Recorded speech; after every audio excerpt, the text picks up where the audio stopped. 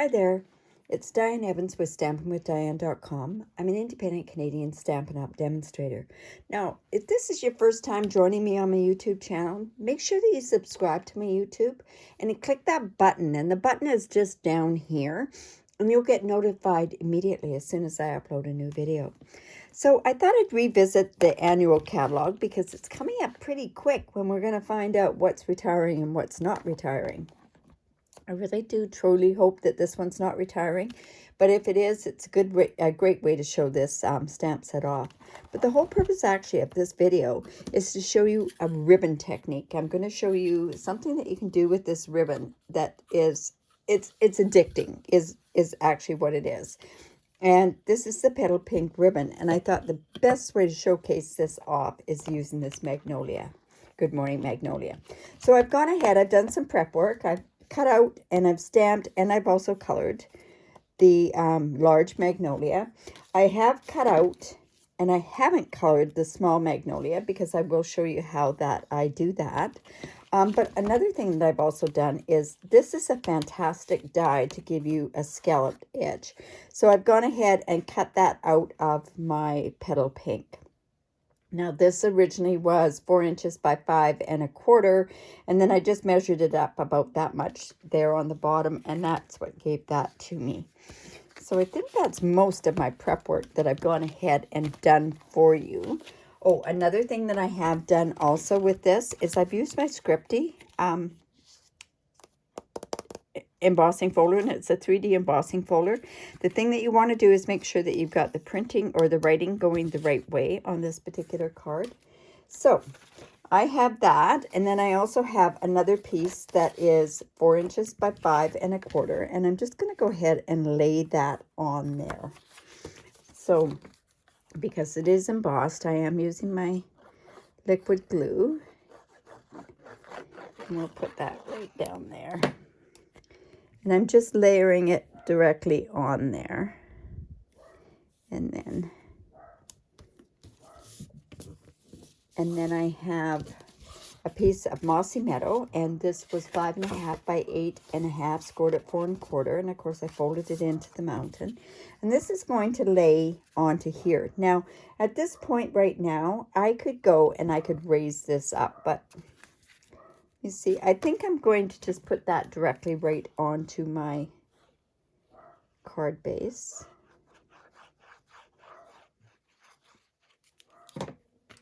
And that'll just give me a bit of wiggle room so that I can do this while I'm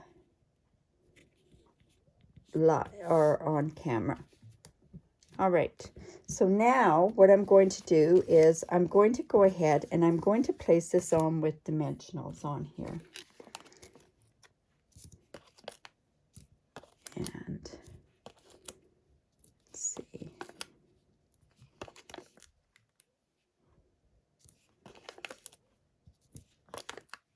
And I'm putting lots of dimensionals on here. I want to make sure that there's no dips in it or anything like that. Now I'm going to bring in my Take Your Pick tool and just lift off these backings.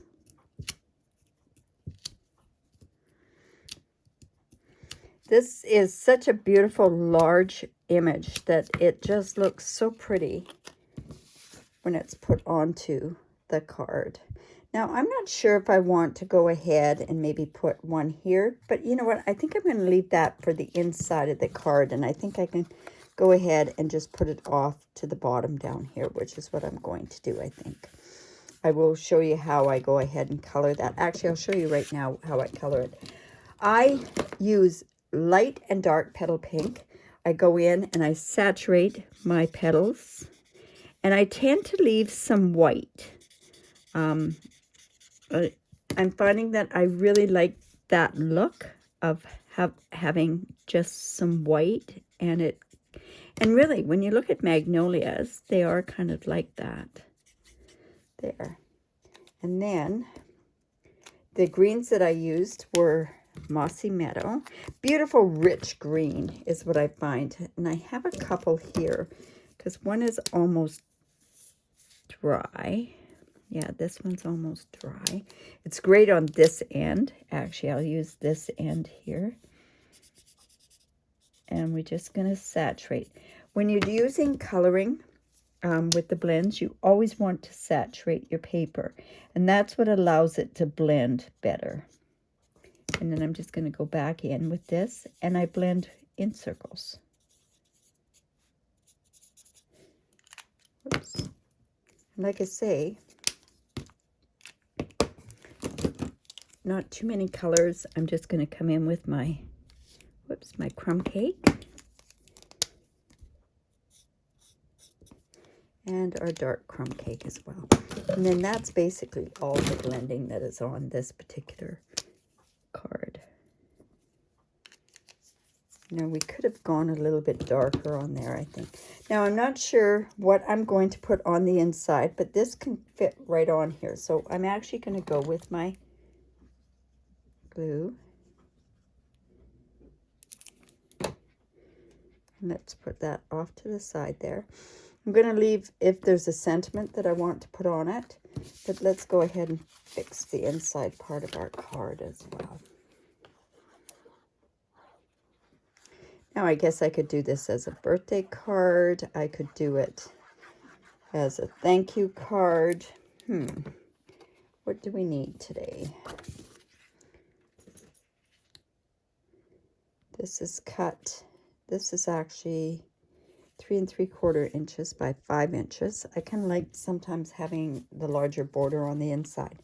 So now what I want to do is I want to put, let's put a sentiment on there.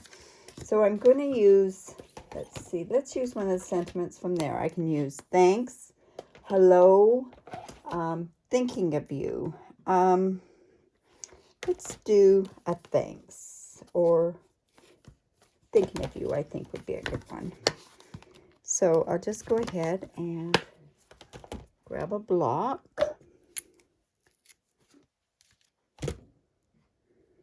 And when I'm actually going to use my double oval punch on this particular one. So I'm going to come in with my Petal Pink ink.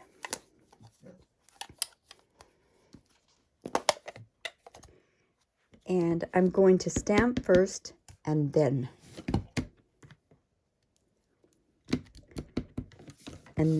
punch out. So let's see how that's going to work. One thing I love about this particular punch is it's not a typical oval. It's kind of a scalloped. It's scalloped, but it's scalloped a little bit different than any of our other punches that we used to have. So just going to put that there and see how much easier it is to actually get it in the middle by stamping first and then punching. All right. And I'm going to put that right about there. But I think what it also needs is, I think it needs a bit of some sponging or something on there. So I'm just going to come in with a sponge. And if I had my blending brushes, I would use those. But I'm just going to come in here and just put some of that around there. Seems to be one of those techniques that we forget about doing, is the sponging of the around the edge there. And now I'm just going to blend just a bit in here, just to take the starkness of that off. All right, we're getting close now. We can almost go ahead. We're going to put this about there. So let me go and put those on with dimensionals. Now we're almost ready to do our ribbon technique. So let's put that on there, about there. And now let's bring in our ribbon. Now I am going to tie a bow with this ribbon, but I'm going to tie a big bow with this ribbon, a bigger bow. So let's just go ahead and tie this bow. I want long tails on it. So I'm making it, and the whole key to making a bow is making it good and tight. Let's just pull that down just a bit. And now I'm going to cut those ends off. Just like so. This one's a long one, Probably should have had the long one on the other side. But I'm going to trim that after I finish doing this. Now, this is the technique. I just love this technique. So I'm going to come in with a silicone mat because I'm going to be using my heat gun. And under here is a self-healing mat. And if I do it directly on there, it's going to warp the mat. So let's bring this down. I'm going to use my take your pick tool and just hold it in the middle. And I'm sorry for the noise, but this is where we're going to just heat this up. And now I'm going to take this. Now be careful, because what you can do is you can actually burn this. Because this is a synthetic ribbon, it melts.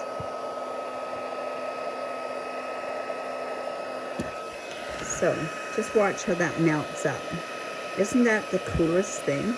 And it gives you a real unique looking bow. This is so addicting. There's quite a few ribbons actually out there in our ribbons that are synthetic ribbons. It won't work with a cotton ribbon, but it will definitely work with a synthetic ribbon. So there we go. We're going to put it on there like that. I'm going in with my glue dots.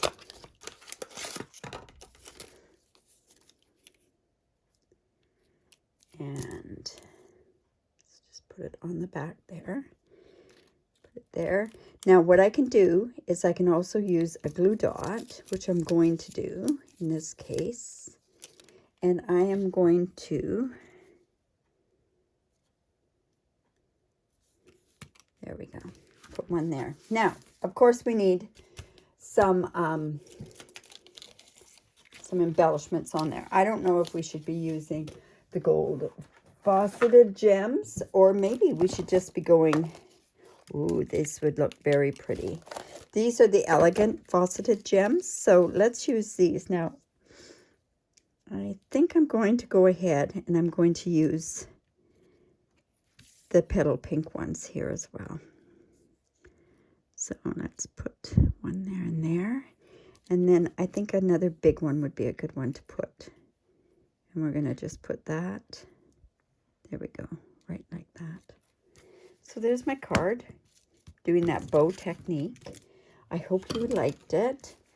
Now, if you do like it, give me the thumbs up. If you have any questions, ask those questions in my YouTube channel. Also, if you